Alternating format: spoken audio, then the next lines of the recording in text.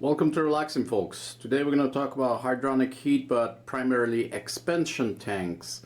Now, expansion tanks are very simple. They're for your water. Water gets hot, it expands, it needs to go somewhere, so that's what this one is for. And there's basically like two types of expansion tanks. Ones that have diaphragm, and that's this one, because it's got this weld here.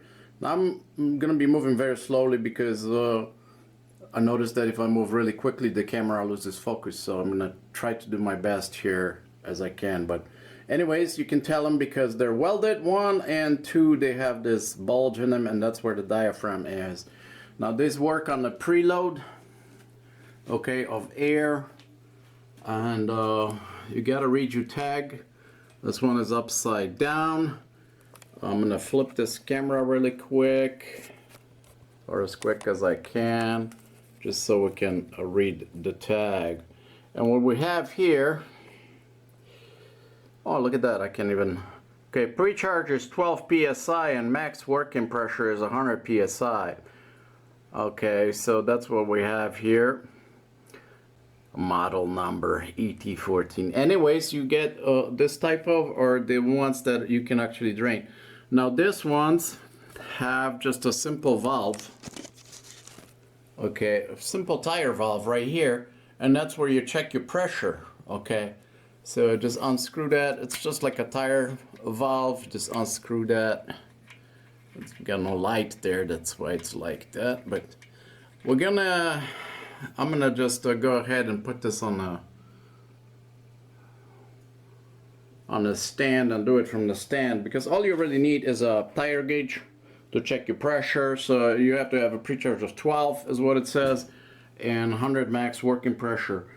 Sometimes if you check this, okay, with your tire gauge and you got 0, but there's no water coming out of this or anything like that, because if this diaphragm is bad, you're gonna get water coming out of here. It's gonna have leaking and stuff like that. You don't want that. So then you have to change them, but you don't have to always change these things. You just have to check the pre-charge on it, and if you need to, just get yourself a tire pump like this one, okay, for a bicycle, and pump it up.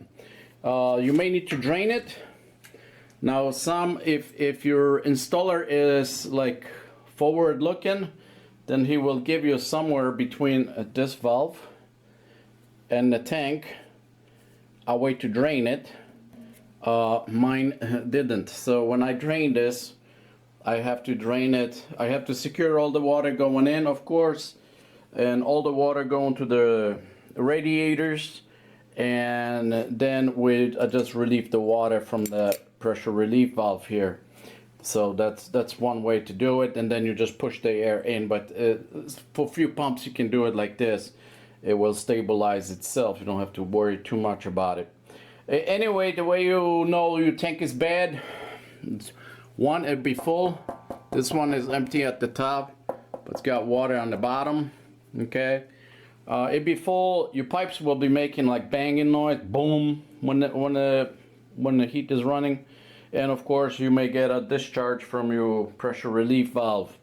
So I had that before over there, but it wasn't the tank; it was just overheating. But in any case, I had to drain my tank on in my other basement. So the whole idea is to test the pressure, what you got in there, and the tire pressure, and we'll just look at it. And here we're working around 15 psi. So technically we can pump it up some. Not incredibly, 12 psi is our pre-charge, but this is very simple thing. Boom, tire pump, pump it up some.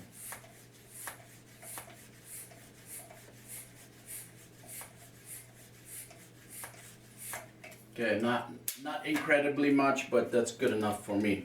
Now we can double check it, see what we have.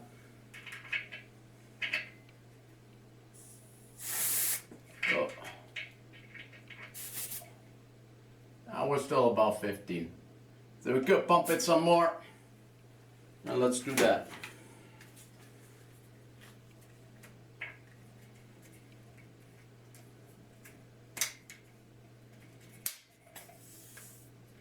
There we go.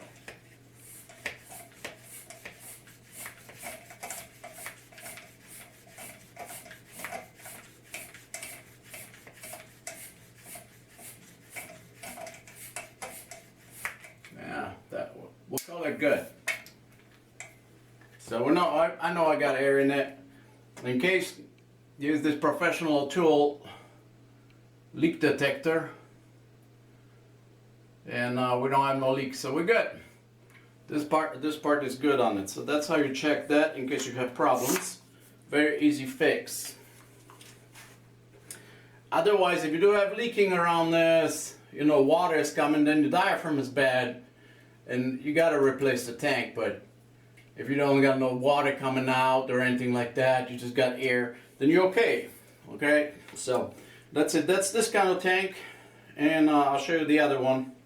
Okay, this is the other expansion tank. This does not use any kind of diaphragm. Just basically tank, air in it, and water coming in, and the air is used as the cushioning material, if you would.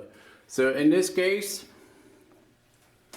I do have a shutdown valve here, so I can shut water off from coming into the tank itself.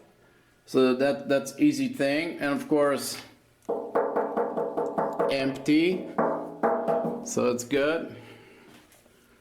And if there was water in it, this is what they provide you with. Nice little valve here to drain it. So you secure water coming in and you drain this out.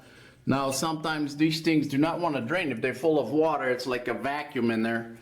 And you have to drain it. You have to sometimes shake it a little bit till the water start coming. Then the air is going to go back in and you get a little bull, and it's going to drain. But anyways, this is the same principle as the other one. So long as it's not leaking anywhere, it's good. You know, you don't have to replace it. If it does, even if it gets full, you just drain it, and you know it'd be ready to go for a lot of time. So the other thing that I had to drain, you know, it hasn't been drained for 20 years. So if I have to drain it once every 20 years, is okay. So that's it. That's my talking on the expansion tanks.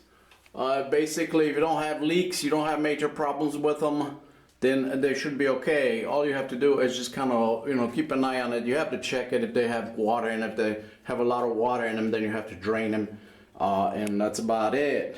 Like I said, the other ones with the diaphragm are kind of more complex because the rubber can rupture, you know, gets old, all that stuff, brittle, so that can happen. These are just welded. If the welds don't give up, if the steel doesn't rust out, that they'll be going for ever and ever. So that's just a major thing there. So anyways, that's about it. Any questions or anything like that, do leave them in the comments. I appreciate that. I try to respond as best I can.